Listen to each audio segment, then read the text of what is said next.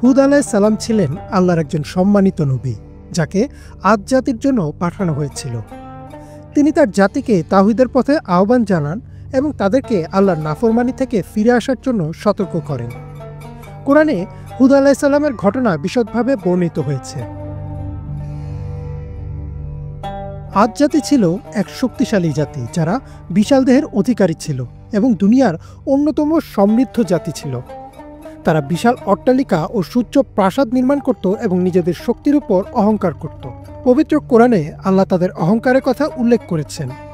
আল্লাহ কোরআনে বলেন, আর আদ সম্প্রদায়ের ব্যাপার এই যে তারা পৃথিবীতে অযথা অহংকার করত এবং বলতো, আমাদের চেয়ে শক্তিশালী আর কি আছে। তারা কি লক্ষ্য করেনি যে আল্লাহ, যিনি তাদের সৃষ্টি করেছেন, তিনি তাদের থেকেও বেশি শক্তিশালী?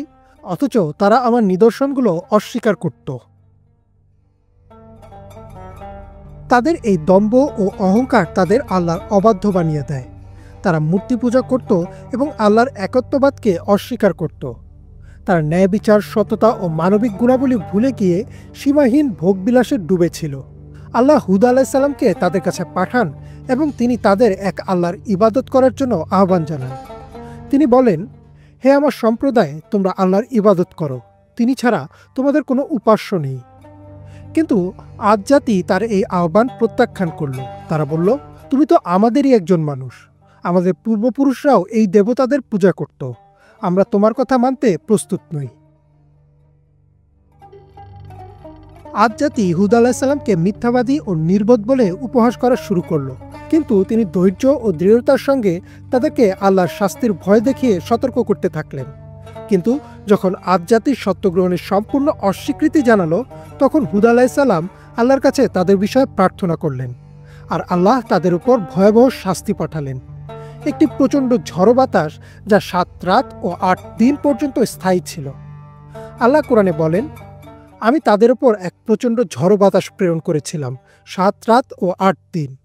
আপনি যদি সেখানে থাকতেন, তবে দেখতেন লোকেরা যেন উপড়ে ফেলা খেজুর গাছের গুঁড়ির মতো পড়ে আছে। এই ভয়ঙ্কর ঝড় তাদের সমস্ত বিলাসিতা ও শক্তি ধ্বংস করে দেয় এবং তারা সম্পূর্ণরূপে নিশ্চিহ্ন হয়ে যায়। হুদ আলাইহিস সালামের জীবন আমাদের এক গুরুত্বপূর্ণ শিক্ষা দেয়। তিনি তাওহীদের দাওয়াত দিতে কখনো ক্লান্ত হননি এবং ধৈর্য ও আত্মবিশ্বাসের সঙ্গে সত্যের পথে অবিচল ছিলেন। তার জাতির লোকেরা তাকে উপহাস করলেও তিনি আল্লাহর উপর ভরসা রেখেছিলেন। নবী সাল্লাল্লাহু আলাইহি ওয়াসাল্লাম বলেন, আল্লাহ যখন কোনো জাতিকে ধ্বংস করতে চান, তখন তিনি তাদের মধ্যে ন্যায়পরায়ণ ব্যক্তিদের তুলে নেন, যাতে তারা ফিতনা ফাসাদ থেকে মুক্ত থাকেন।